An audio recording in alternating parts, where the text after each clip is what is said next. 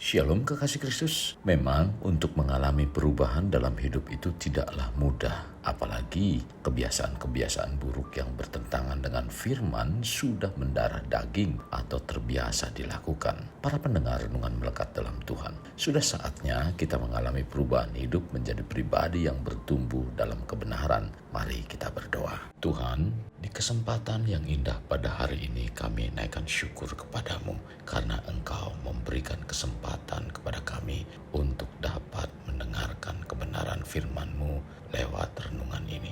Tuhan, kami percaya bahwa firman-Mu lah yang menguatkan iman percaya kami, menuntun kami untuk berjalan dalam kebenaran dan membawa kami untuk hidup tetap setia di dalam Engkau. Karena firman-Mu lah yang mengarahkan, menuntun setiap langkah kami untuk berjalan sesuai dengan kehendak-Mu. Kami juga bersyukur kepadamu karena firman-Mu lah yang membawa kami untuk terus bertumbuh dalam kebenaran. Sehingga kami dalam menjalani hidup ini tidak terikat, malah kami dimerdekakan karena kebenaran. Terima kasih Tuhan, ini doa kami dalam nama Tuhan Yesus kami berdoa. Amin. Melekat dalam Tuhan bertema perubahan hidup adalah bertumbuh dalam kebenaran. Firman Tuhan terdapat dalam Yesaya 61 ayat 11. Demikian firman-Nya. Sebab seperti bumi memancarkan tumbuh-tumbuhan dan seperti kebun menumbuhkan benih yang ditaburkan, demikianlah Tuhan Allah akan menumbuhkan kebenaran dan puji-pujian di depan semua bangsa-bangsa. Mendengar, kita yang berkata sebagai murid Kristus semestinya mengalami perubahan hidup, dan terjadinya perubahan hidup tentunya berharap bahwa kebenaran dalam Alkitab terus semakin bertumbuh dan menjadi bukti nyata bagi hidup kita. Pertumbuhan dalam hidup rohani adalah proses menggantikan kebohongan, kemunafikan dalam hidup lama dengan kebenaran, karena firman Tuhan adalah kebenaran. Sebagaimana tertulis dalam Yohanes 17 ayat 17, kuduskanlah mereka dalam kebenaran, karena firman-Mu adalah kebenaran.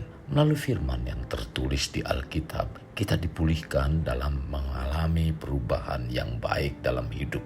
Hal ini terjadi karena firman Tuhan yang terus mengarah dan menyirami kebenaran dalam hati dan pikiran, sehingga perlahan tapi pasti hidup yang kita jalani terjadi perubahan. Kekasih, dunia yang kita diami terus mengalami perubahan, dan setiap orang melihat mengalami terjadinya keadaan yang berubah dalam sehari-hari. Perubahan yang terjadi pasti akan mempengaruhi semua orang. Ketika terjadi perubahan, lalu kita tidak mengikuti perubahan, jangan harap akan mengalami manfaat yang baik dari perubahan tersebut. Sementara ketika kita mencermati dan memanfaatkan perubahan yang baik dan melakukannya, pasti akan menerima dampak dan hasil yang positif. Tetapi tidak semua orang ingin mengalami perubahan untuk bertumbuh, melainkan ada yang ingin keadaannya tetap seperti semula. Ada pula yang sangat berharap dan membutuhkan terjadinya perubahan untuk mengalami pertumbuhan. Sehubungan dengan perubahan, banyak orang yang mengaku diri sebagai orang Kristen mengetahui bahwa Alkitab sanggup mengubah hidup.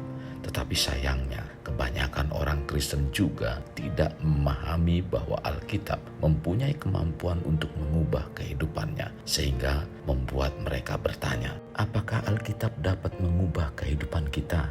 Pendengar yang dikasihi Tuhan, Alkitab yang adalah firman Allah, sebagaimana tertulis bahwa melalui firman Allah terjadinya alam semesta dan menghasilkan kehidupan bagi manusia dan makhluk hidup lainnya. Bila kita mempercayai dari firman Allah menghasilkan kehidupan, seharusnya dari kehidupan dapat menciptakan iman. Dari iman dapat menghasilkan kebenaran dan perubahan dalam hidup. Hal seperti inilah yang menakutkan iblis, karena dari perubahan hidup akan mengalami pertumbuhan dalam kebenaran yang menyebabkan terjadinya mujizat, menyembuhkan luka-luka batin, membangun karakter yang terus menyerupai Allah, mengubahkan keadaan yang tidak baik menjadi baik, memberikan sukacita, mengalahkan peperangan, mengatasi godaan, bangkit dalam pengharapan, hidup dalam kuasa Tuhan, membersihkan pikiran, menjadikan segala sesuatu semakin baik dan menjamin masa depan kita untuk selamanya. Kita tidak dapat hidup tanpa firman Tuhan, karena firman itu ibarat makanan yang merupakan faktor yang sangat penting bagi pertumbuhan hidup jasmani. Pendengar, bagi Ayub firman Tuhan itu begitu penting, maka ia berkata, perintah dari bibirnya tidak kulanggar, dalam sanubariku kusimpan ucapan mulutnya. Tercatat dalam Ayub 23 ayat 12. Firman Tuhan adalah makanan rohani yang bergizi, dan itu merupakan sesuatu yang harus kita miliki. Hal ini harus kita miliki agar terjadi perubahan hidup dan bertumbuh dalam kebenaran, sehingga kita dapat menggenapi tujuan Tuhan dalam hidup kita. Firman Tuhan yang tertulis dalam Alkitab diumpamakan seperti makanan yang bergizi, dan itu dapat disebut seperti roti, susu, makanan padat, dan madu bagi hidup kita. Keempat jenis makanan ini adalah menu roh untuk memberi pertumbuhan dan kekuatan rohani. Tanpa firman Tuhan, kita hanyalah orang Kristen yang mudah terserang gangguan rohani seperti anoreksia. Pengertiannya, gangguan perasaan di mana berat badannya tidak normal, masih menganggap kurang kurus. Orang seperti ini akan mati kelaparan karena kurang gizi. Demikian juga dengan hidup rohani kita yang tidak diberi asupan firman Tuhan. Untuk menjadi murid Yesus yang sehat dan merdeka, kita harus menikmati firman Tuhan sebagai kebenaran yang mengubahkan hidup kita. Seperti tertulis dalam Yohanes 8 ayat 31. Jikalau kamu tetap dalam firman-Ku, kamu benar-benar adalah murid-Ku, dan kamu akan mengetahui kebenaran, dan kebenaran itu akan memerdekakan kamu.